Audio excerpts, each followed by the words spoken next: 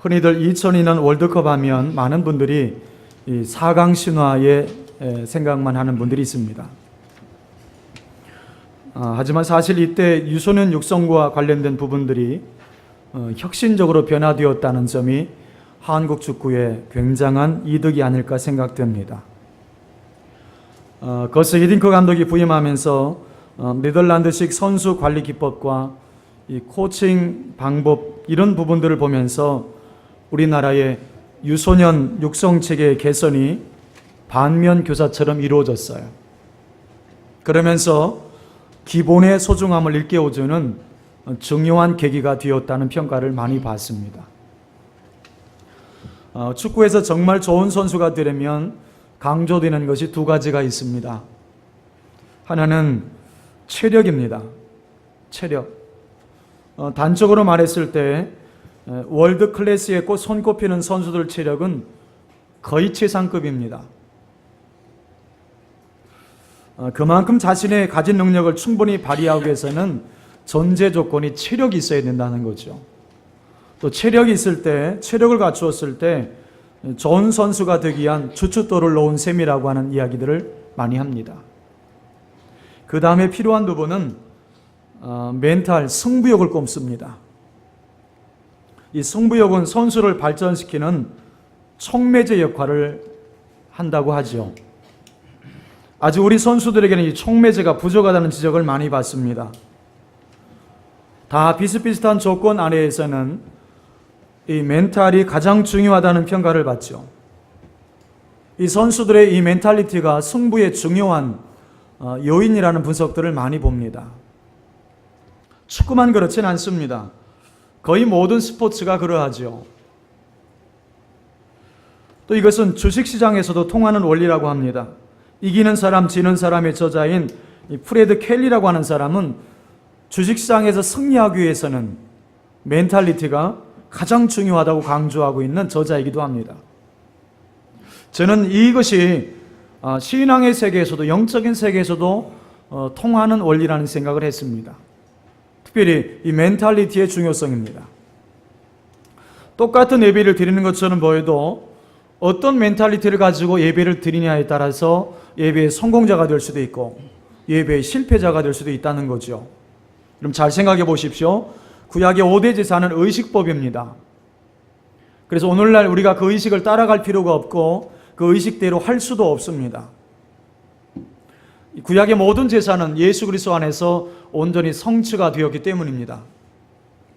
히브리서 10장 8절부터 11절을 같이 읽어볼까요? 히브리서 10장 8절부터 11절 시작. 위에 말씀하시기를 주께서는 제사와 예물과 번제와 속죄제는 원하지도 아니하시고 기뻐하지도 아니하신다 하셨고 이는 다 율법을 따라 드리는 것이라. 그 위에 말씀하시기를 보시옵소서 내가 하나님의 뜻을 행하러 왔나이다 하셨으니 그 첫 것을 피하심은 둘째 것을 세우려 하심이라.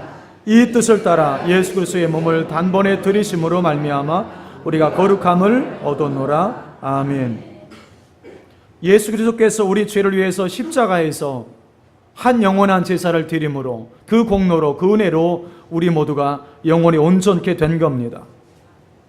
그러므로 구약의 제사는 더 이상 필요하지 않습니다. 그런데 중요한 것이 있어요. 구약의 제사 정신은 살아있다는 점이죠. 구약의 제사의 정신은 오늘 우리의 삶과 예배 속에 그대로 계승되어야 합니다. 우리의 모든 예배 속에는 새벽 기도든 주일 예배든 수요 예배든 구역 예배든 우리의 모든 예배 속에는 반드시 구약의 제사 정신이 배어 있어야 돼요.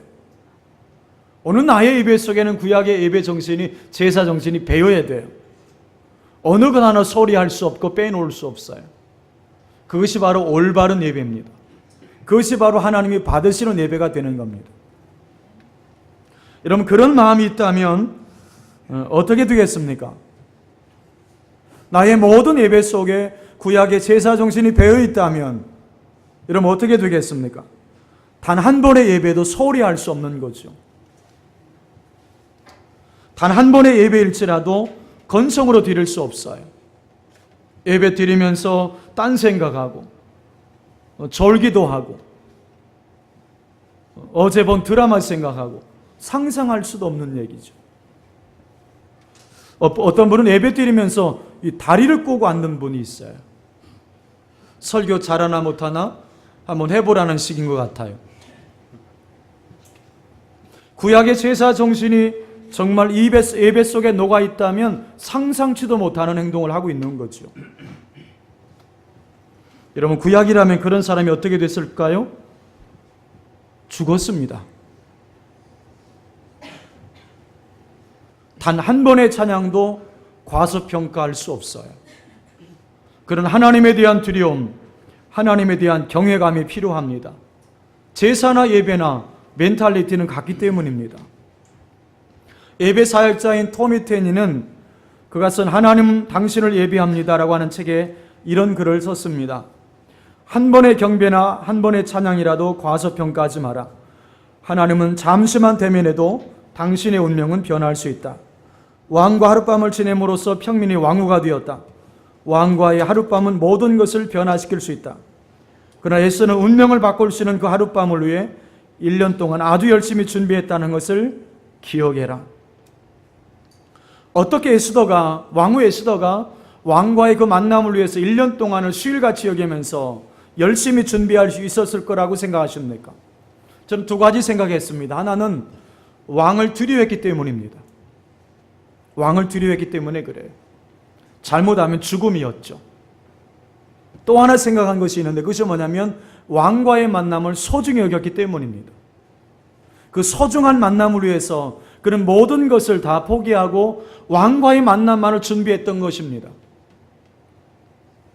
오늘 내 삶의 모습을 가만히 되돌아보면 내가 준비하는 것을 보면 그 만남을 얼마나 소중히 여기는지를 알 수 있어요. 여러분이 동네 슈퍼 갈 때와 상견례 갈 때의 마음 자세의 준비가 같을 수는 없잖아요. 자, 그러면 오늘 여러분의 왕은 누구이십니까? 찬송 시인은 만왕의 왕 내 주께서 왜 고초당했나? 이 벌레 같은 날 위에 십자가 지셨다고 노래합니다. 우리에게 왕 되신 분은 예수 그리스도이십니다. 예수 그리스도가 나의 왕이십니다. 아멘. 예수 그리스도가 나의 왕이세요. 그러면 질문 한번 해보겠습니다.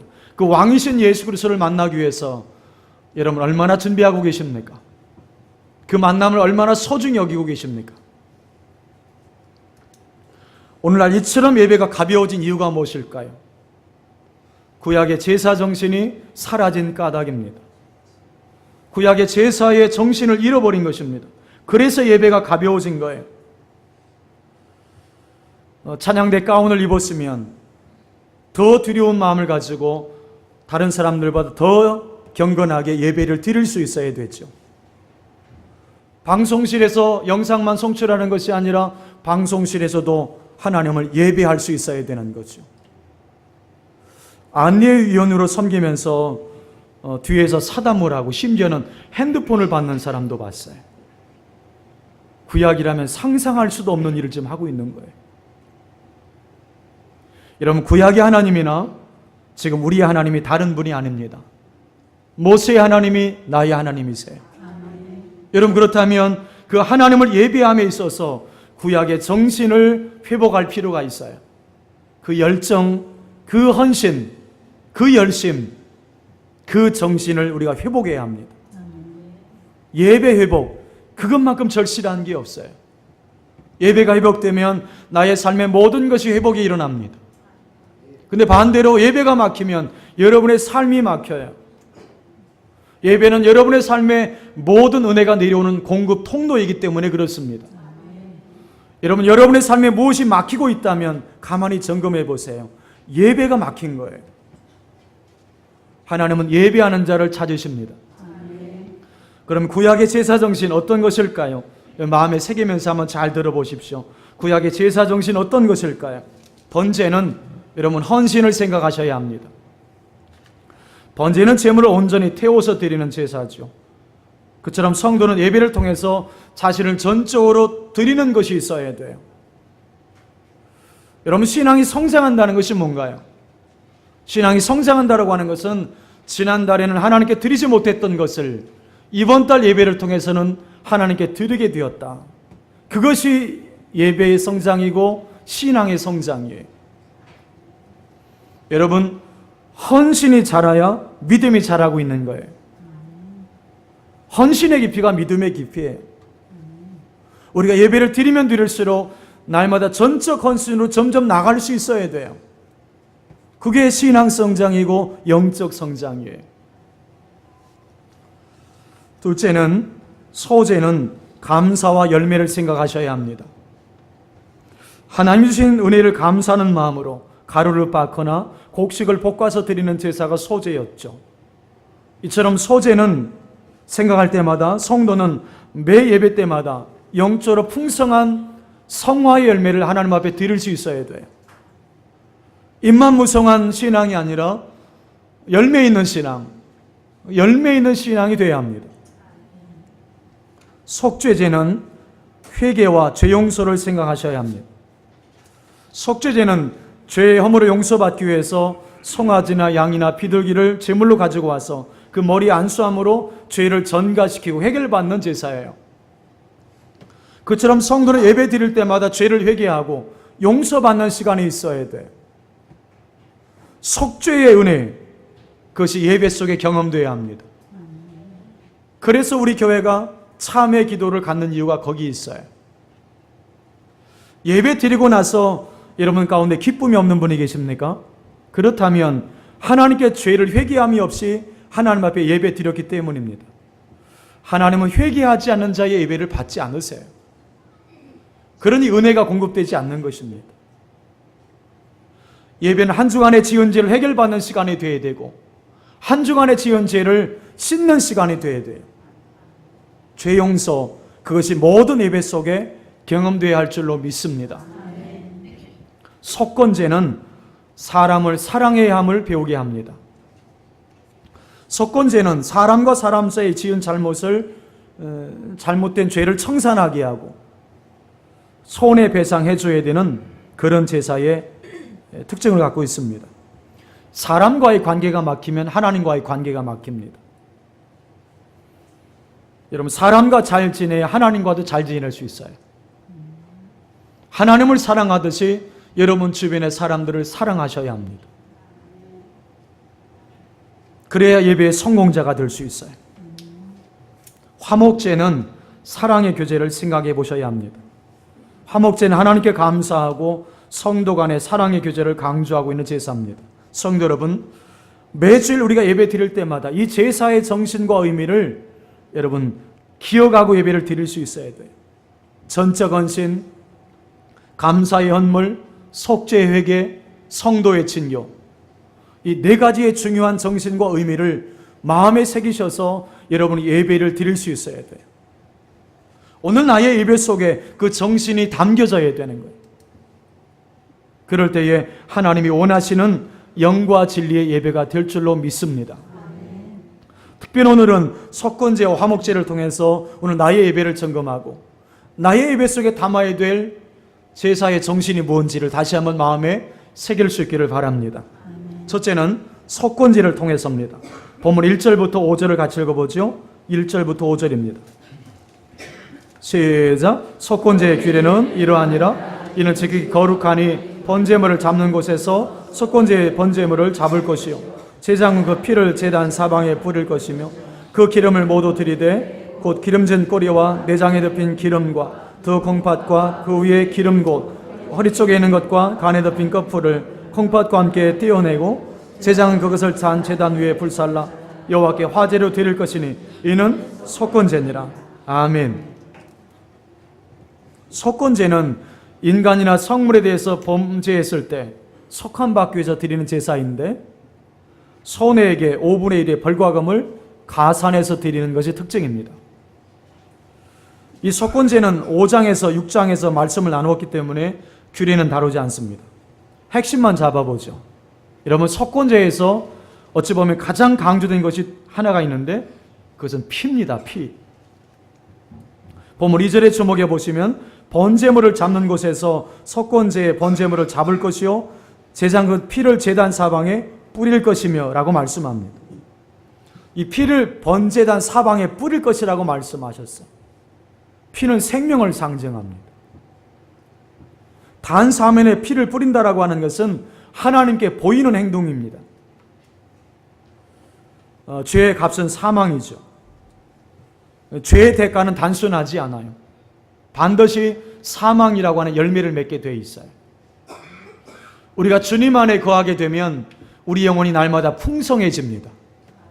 그렇지만 우리가 죄 안에 거하면 우리 영혼이 날마다 죽어가게 되어 있어요. 여러분, 영혼이 죽어가기 시작하면 우리 삶이 피폐해져요. 우선순위가 무너져서 삶의 질서가 없어지게 됩니다. 그렇게 되면 말과 행위가 하나님 앞에 합당치 않게 되는 거예요. 여러분, 이것이 우리가 죄를 두려워하고 죄를 멀리해야 될 이유가 있는 것입니다. 죄의 삭은 사망이기 때문이죠. 근데 여러분 잘 보세요. 하나님께서 제단 사방에 피를 뿌리는 것을 보시고 제사 드리는 자를, 그 죄인을 살리시는 거예요. 이 그림을 잘 기억하셔야 돼요. 하나님께서 제단 사방에 피를 뿌리는 것을 보시고 제사 드리는 자를 살려주시는 거예요. 원래 죄의 삭은 사망인데 말이죠. 뭘 보시고? 피를 보시고 살리시는 거예요. 다른 게 아니에요. 마태 26장 28절에 가면 이 피를 설명할 때에 예수께서 이렇게 설명하죠. 많은 사람을 대속하기 위해서 흘리는 나의 피 곧 언약의 피라는 표현을 하십니다. 예수님께서 영원히 죄로 죽을 우리를 살리기 위해서 십자가에서 자신이 피를 흘리신 거예요. 그래서 그 피를 믿고 의지하는 자마다 죄 사함을 받는 것입니다. 즉 살 수 있다는 뜻이에요. 오늘 우리가 이 자리에 나올 수 있었던 것도 다른 것이 아니에요. 예수님의 십자가의 공로, 그 보혈의 공로 때문에 나올 수 있었어요. 우리가 한 주간 살아가면서 사람과의 관계 속에서도 얼마나 많은 죄를 지었을까요? 미워하기도 하고 험담하기도 하고 함부로 말하기도 하고 심지어는 자기가 주님인 것처럼 정죄하기도 했어요. 이런 많은 죄 가운데 있었지만 우리가 이 아침에 나올 수 있었던 것은 예수님의 십자가를 보시고 하나님께서 우리 죄를 사하여 주신 까닭입니다. 이것이 놀라운 은혜예요. 우리가 이 예배 속에서 담아야 될 제사의 정신이 바로 그것입니다. 하나님이 짐승의 피를 보시고 제사 드리는 자를 살려주신 것처럼 오늘 예수님의 피를 보시고 우리의 죄를 용서해 주시는 그 하나님의 은혜를 기억하는 거예요. 속죄의 은혜, 대속의 은혜를 바라보는 것입니다. 그러게 예배의 자리에선 늘 주님의 십자가를 바라보는 게 있어야 돼요. 예배의 자리에선 나의 죄 때문에 십자가 지신 그 주님을 바라볼 수 있어야 돼요. 더 정확하게 말하면 예배에선 주님께 내 모든 것이 나의 시선과 나의 마음과 심지어는 내 감정까지도 주님께 고정되어야 합니다. 예배에서 사람이 보이면 실패한 거예요. 예배에서 사람의 말에 귀를 기울이면 그건 예배일 수 없어요. 얼마나 주님을 바라볼 수 있느냐, 얼마나 십자가를 바라볼 수 있느냐, 그것이 예배의 성공과 실패를 가름합니다. 자리에 따라서 보이는 것이 달라요. 내가 주님의 보혈이 흐르는 자리, 속죄의 자리에 있으면 우리는 늘 주님의 은혜 속에 살 수 있어요.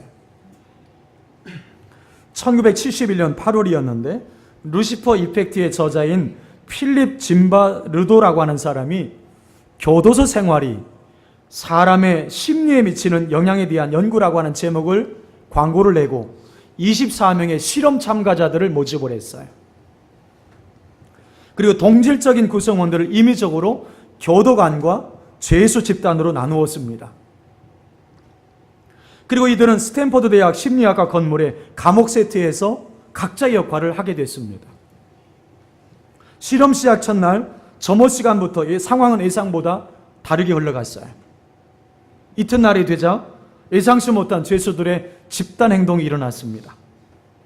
아침이 밝자 죄수들은 모자를 벗어 던지기도 하고 죄수복에 달린 그 숫자를 집어 뜯는가 하면 감옥 안에서는 문을 향해서 침대로 바리케이트를 친 채 방어 태세를 갖추기 시작했습니다. 더욱 놀라운 것은 이 폭동에 대한 교도관들의 행동이었죠. 소화기를 가져와서 죄수를 향해서 뿌리기 시작했습니다. 그리고 문으로 들어가서 죄수들을 진압했습니다. 시간이 갈수록 죄수들은 분열하는 양상을 보였는데 반면에 교도관들은 시간이 갈수록 몰라볼 정도로 강한 결속력을 가지게 되었다는 겁니다. 결국은 상황이 너무 험악해져서 결국 6일 만에 이 실험이 중단되었대요. 그리고 나서는 이 실험의 결과를 이렇게 결론을 지었다고 합니다. 인간의 선악은 기질보다는 어떤 상황, 어떤 시스템의 노인에 따라 많은 영향을 받는다. 사람은 처한 상황에 따라서 천사가 될 수도 있고 악마로 바뀔 수도 있다는 거죠. 사람은 그리 대단한 존재가 아닙니다. 그저 죄인일 뿐인 거예요. 가난한 자도 죄인이고 부자도 죄인이에요. 많이 배운 사람도 죄인이고 못 배운 사람도 죄인이에요. 남자도 여자도 노인도 어린아이도 죄인인 거예요. 죄인이 가장 잘하는 것은 죄 짓는 일이에요. 죄인은 세미나를 듣지 않아도 잘 지어요. 예레미야는 이런 탄식을 합니다. 내 백성은 나를 알지 못하는 어리석은 자요 지각이 없는 미련한 자식이라. 악을 행하기에는 지각이 있으나 선을 행하기에는 무지하도다. 그랬어요. 근데 여러분, 이것은 이스라엘 백성들만의 문제가 아니라 인간의 본질이에요. 바울은 선을 행하는 자는 하나도 없다 그렇게 표현했어요. 그래서 중요한 것은 어떤 자리에 머무느냐, 어떤 시스템에 내가 놓이게 되느냐가 중요해요. 성도 여러분, 한 주간 여러분은 어느 자리에 머무르셨습니까? 그리고 오늘 예배 나오신 여러분들은 지금 어느 자리에 계십니까? 여러분, 갈보리 언덕 십자가에 머무르셔야 합니다. 예수 그리스도의 그 십자가를 통해서 이루신 그 속죄의 자리에 여러분 머무르셔야 됩니다. 예배에서 정말 놓치지 말아야 될 것, 십자가예요. 주님의 십자가. 여러분이 십자가를 바라보는 그 자리에 서십시오. 그럼 우린 살 수 있어요. 여러분이 예배 중에서 십자가를 놓치지 않을 수 있다면 예배 드릴 때마다 용서하신 하나님, 나를 치료하신 하나님, 나를 회복시키신 하나님을 늘 경험하게 될 줄로 믿습니다. 여러분, 십자가의 구원이 있어요. 십자가의 능력이 있어요. 십자가의 치유가 있어요. 여러분, 그 자리에 서셔야 돼요. 그 자리에 머물 수 있는 우리 지원광의 모든 성도가 될 수 있기를 주의 이름으로 축복합니다. 두 번째는 화목제를 통해서입니다. 미국의 로스앤젤레스의 유태인 중에 아주 부자로 알려져 있는 마이크 골드버그라고 하는 사람이 있습니다. 미국에서 손꼽히는 부자 중에 한 분인데, 이분이 몇 해 전에 보물을 잃어버려서 대소동이 난 적이 있어요. 얼마 되지 않은 사건인데, 청소부가 16세기 때부터 내려온 가보를 잘못 알고 쓰레기통에 버린 거예요. 그 사실을 청소차가 실고 출발한 이후에 그때 알게 된 것입니다. 골드버거 씨는 모든 방법을 다 썼습니다. 시청에 알아보고 청소차의 번호를 알아봤어요. 그리고 쓰레기차가 쓰레기를 버리기 직전에 골드버거 씨가 도착해서 사정을 이야기하고 그 쓰레기차를 이제 뒤지기 시작합니다. 8톤이나 되는 그 쓰레기차를 정리해가면서 그 썩은 냄새를 맡으면서 6시간 동안을 쓰레기를 정리하였고 마침내 잃어버렸던 보물을 찾아낸 것입니다. 마침 그날이 유태인의 명절인 하누카였다고 합니다. 그래서 하누카에 많이 부르는 찬송인 이스라엘아 들으라 주 하나님은 한 분이시니, 그 노래를 그 쓰레기 더미에서 춤을 추면서 큰 소리로 불렀다는 겁니다. 자, 여러분, 정말 귀중한 보물일 경우라면 체면이나 시간이나 어떤 경비가 든다 할지라도 그것을 찾기 위해서 무던히 애쓰겠죠. 자, 그러면 여러분에게 한번 질문을 던져봅니다. 오늘 여러분의 보물은 무엇입니까? 여러분의 보물은 무엇이라고 생각하며 살고 계십니까? 여러분, 예수 그리스도가 우리의 보물인 거 아십니까? 찬송 시인은 이렇게 고백하잖아요. 주 없이 살 수 없네, 죄인의 구주요. 예수님이 나의 보배라는 거죠. 또 예배가 보배라는 사실 아십니까? 예배 사역자인 로버트 웨버는 예배의 귀중성을 이렇게 말합니다. 예배는 교회의 활동이 지향하는 바 그 정점에 있으며, 이 정점은 맨 꼭대기점, 클라이맥스라는 뜻이에요. 그리고 동시에 그것은 교회의 모든 능력이 흘러나오는 원천이다. 여러분, 보물을 보물로 볼 수 있는 눈이 열리길 바랍니다. 여러분, 11절부터 14절 읽어보죠. 본문 11절부터 14절입니다. 시작. 여호와께 드릴 화목제물의 규례는 이러하니라. 만일 그것을 감사함으로 드리려면 기름 섞인 무교병과 기름 밟은 무교전병과 고운 가루에 기름 섞어 고운 과자를 그 감사제물과 함께 드리고, 또 유교병을 화목제의 감사제물과 함께 그 예물로 드리되, 그 전체의 예물 중에서 하나씩 여호와께 거지려 드리고 그것을 화목제의 피를 뿌린 제장에게로 돌릴지니라. 아멘. 화목제는 이미 레위기 3장에서 다루었어요. 규례는 다루지 않습니다. 화목제는 하나님과 인간 사이, 그리고 인간과 인간 사이의 화평과 친교를 나타내는 제사입니다. 화목제는 세 가지로 구분을 해요. 첫째는 주신 은혜와 축복에 대한 감사라 드리는 감사제가 있어요. 둘째는 이루어진 것에 감사하고 또 앞으로 될 일을 믿고 드리는 감사의 예물인 서원제가 있어요. 셋째는 그저 하나님 앞에 감사해서 드리는 예물인 자원제가 있습니다. 여러분, 그렇다면 우리가 예배 속에 예배를 드리면서 담아야 될 화목제를 통해서 주시는 구약의 제사 정신, 우리가 담아야 될 세 가지 정신이 있죠. 첫째는 감사의 마음입니다. 감사의 마음.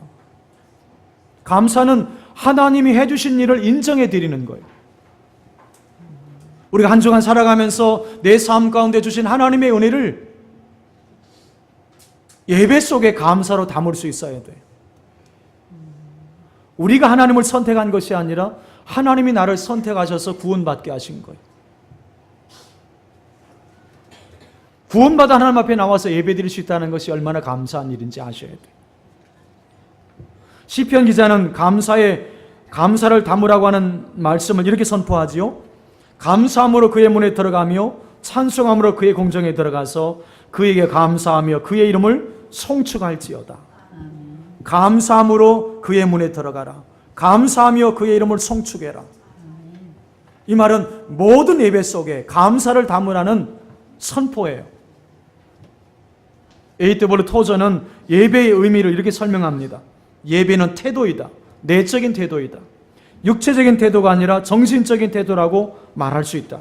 마음의 상태를 말한다. 이 점에 대해서는 이론의 여지가 없다. 어떤 책을 보다가 이런 글을 발견했습니다. 목사님, 제가 어제 어느 교회에 갔었습니다. 저는 예배의 다양한 순서들이 무슨 의미를 갖는지 알지 못했습니다. 목사님이 이런저런 말씀을 하셨지만 그것도 이해가 되지 않았습니다. 저는 단지 일어났다 앉았다 하면서 다른 사람들을 따라했습니다. 단지 일어났다 앉았다 하면서 다른 사람들을 따라했다. 참으로 전국을 찌르는 표현입니다. 많은 사람들이 이런 식으로 신앙생활을 한다는 거죠. 그들은 마음에 아무 느낌도 없이 그냥 예배 순서만 따라하고 있을 뿐이에요. 물론 예배 중에 다른 사람을 따라서 일어날 수도 있고 앉을 수도 있고 무릎 꿇을 수도 있어요. 그게 잘못되었다는 것은 아니에요. 문제는 그 형식 속에 마음이 없다는 거예요. 느낌이 없다는 거죠. 이게 큰 문제입니다. 예배는 마음으로 느끼고 그 느낀 것을 적절한 방법으로 표현하는 것입니다. 하나님을 향한 감탄을 겸손의 기쁨으로 표현하는 것입니다. 그게 바로 감사예요. 여러분, 그렇게 보면 감사 없는 예배는 형식을 다 갖추었다 할지라도, 심지어는 웅장한 오케스트라 연주가 있고 화려한 조명과 영상 장비가 동원되었다 할지라도, 심지어는 유명한 설교가의 설교가 있었다 할지라도, 여러분, 감사 없는 예배는 예배일 수 없습니다. 적어도 감사 없는 자에겐 예배일 수 없어요. 왜 나의 예배 속에 감사가 없을까? 이유는 하나입니다. 내 모든 삶이 하나님의 은혜임을 잊은 거예요. 지금까지 지내온 것이 주의 크신 은혜인 줄 알고 나의 나된 것이 하나님의 은혜인 줄 아는 사람들은 예배 속에 감사를 담아요. 그것도 넘치게 담아요. 심지어는 감사를 넘어서 감탄으로 나가게 돼 있어요. 여러분, 감사를 회복하셔야 돼요. 그래야 예배 회복이 일어나요. 그럴 때 또 바른 예배가 가능해져요. 둘째는 예배 드릴 때마다 서원이 있어야 합니다. 서원. 이 서원은 결단을 말합니다. 여러분, 사도신경 오늘 또 고백했는데 건성으로 하신 분 있으면 잘 들으십시오. 사도신경을 건성으로 하고 있는 나 자신을 보면서 여러분 아파해 본 적 있지 않으십니까? 없으십니까? 그냥 계속 건성으로 하시겠습니까? 그 귀한 고백을 건성으로 하고 있는 거예요. 찬송도 마찬가지입니다. 찬송을 건성으로 하고 있는 나 자신을 보면서 나 자신을 책망했을 때가 있지 않습니까? 그 귀중한 찬송을 건성으로 부르는 거예요. 반주가 고백이 되지 못하고 그냥 건성으로 반주하는 거예요. 여러분, 찬송을 건성으로 하고 반주를 건성으로 하고 있을 때 여러분 아파할 수 있어야 돼요. 애통할 수 있어야 돼요. 울 수 있어야 돼요. 그래서 참된 예배에는 애통함과 눈물이 따르는 거예요. 여러분, 예배 중에 담아야 될 서원이 바로 그거예요. 주님, 오늘 나의 예배가 부족한 줄 압니다. 이제 앞으로 하나님 앞에 예배할 때에 사도신경, 찬송, 건성으로 하지 않게 하시고 더 하나님 앞에 하나님이 받으실 만한 예배로 드릴 수 있도록 도와주십시오. 이게 바로 결단과 서원인 거예요. 오늘 설교자를 통해 주신 말씀을 내가 순종하며 살겠습니다. 이게 바로 예배 속에 담은 결단과 서원인 거예요. 은혜 위에 은혜, 바로 서운한 자가 누리는 복입니다. 마지막 셋째는 자원하는 심령입니다. 누군가 쉽게 사는 것이 아니라 자원하는 마음으로 예배드리고 자원하는 마음으로 봉사하는 것, 자원하는 마음으로 섬기는 것, 하나님이 기뻐하실 일이죠. 하나님은 직분 때문에 의무감에서 하고 사람의 시선을 의식해서 할 수 없이 하는 그런 예배, 그런 봉사를 기뻐하지 않아요. 하나님은 즐거이 하는 자를 기뻐하세요. 누군가를 사랑하게 되면 뭐든 즐거이 할 수 있습니다. 여러분, 사랑해 보셨죠? 사랑하고 계시죠? 사랑하면 피곤한 줄을 몰라요. 퇴근해서 피곤한데도 애인을 보려고 먼 길을 마다하지 않고 달려와요. 그리고 밤 늦게까지 있다가 헤어지기 싫은데 할 수 없이 헤어지는 거예요. 제 얘기하는 거예요, 지금. 신정동에서 오리동까지 거리가 얼마나 되는지 감이 오십니까? 그 피곤한데도 빌라에 쭈그리고 앉아가지고, 그런데 피곤한 줄을 몰라. 여러분, 한번 질문 한번 해보겠습니다. 그럼 여러분, 혹시 하나님에 대한 사랑이 식은 것 아니십니까? 거기서 답을 찾으셔야 돼요. 여러분, 사랑으로 하면 피곤한 줄을 몰라요. 지치질 않아요. 바울 사도가 이런 말씀 하잖아요. 그리스도의 사랑이 우리를 강권한다, 이런 표현이에요. 그리스도의 사랑이 나를 강권한다. 그 그리스도의 사랑 때문에 바울은 자신의 모든 것을 던져서 로마에까지 가서 복음을 전합니다. 그 그리스도의 사랑 때문에 마지막에는 단두대에 목이 살리는 그 자리까지 기쁨으로 나갔어요. 영광인 줄 알고 나갔어요. 그리스도의 사랑 때문이었습니다. 여러분, 다시금 주님의 사랑을 기억하십시다.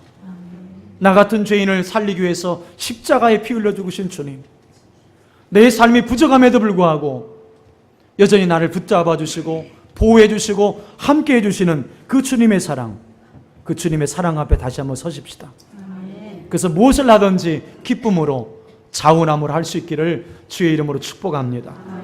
이제 말씀을 맺겠습니다. A.W. 토저 목사님의 말씀으로 마무리하려고 합니다. 한번 자막을 통해서 한번 잘 들어보십시오.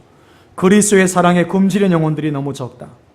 그리스도께 매혹되어 열광하는 영혼들이 가능할 정도로 적다. 성경을 하나님의 말씀으로 믿는 기독교가 이 격변의 시대에 살아남으려면 어떻게 해야 하는가? 그렇게 되려면 예배의 열심을 회복하는 수밖에 없다. 예배의 열심을 회복하는 수밖에 없다. 주님, 우리의 식어진 가슴 속에, 차가워진 가슴 속에 성령의 불을 붙여주셔서 진정한 예배자가 되게 하옵소서. 예배의 성공자가 되게 하옵소서. 그래서 여러분 모두 참 예배자로 주님 앞에 늘 설 수 있기를 주님의 이름으로 축복합니다.